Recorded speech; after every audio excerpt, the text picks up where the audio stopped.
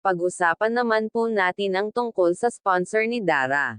Isang sponsor ni Dara ang nagbigay ng isang sasakyan sa ama niya. Yan po ang video na pag-uusapan natin ngayon mga kakalingap.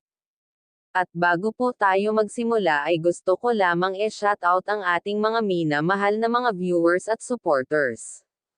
Ang tanong ng karamihan, si Dara ay napakaswerte dahil marami ang tumutulong dito. Sino nga ba itong isang sponsor ni Dara na nagbigay ng isang sasakyan para may panghanap buhay na ito, at para hindi na ito umalis para maghanap ng trabaho sa malayo? Napakabait naman ng sponsor na ito dahil malaking halaga ang ibinigay sa ama ni Dara. Ginagawa talaga nito ang lahat para hindi na nito iwan ulit ang magkapatid na si Dara at Bea. Ang tanan sino ito. Kaya labis ang tuwa ng ama ni Dara dahil sa natanggap na regalo galing sa sponsor ni Dara. Napaka-bless talaga nitong pamilya ni Chinitang Dara. At tuwang-tuwa naman si Dara dahil hindi naaalis ang kanyang ama para magtrabaho sa malayong lugar. At ito na lamang ang gagamitin ng tatay niya para maghanap buhay. Katulad ng pagtitinda ng isda at pagsesimber ng etitindang isda nito sa palengke.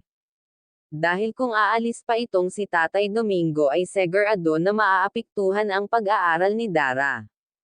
Dahil namiss agad nito ang pagsama-sama nila na buong pamilya. Anay agad siya na magkakasama sila, kaya parang bigla niya namiss ang bonding nila magpamilya. Kaya kung bago ka pa lamang sa aking channel at kung napadaan lamang ako sa wall nyo ay baka pwede pakisubscribe. At wag po muna skip at patapusin po muna ang aking video para malaman ang nilalaman nito.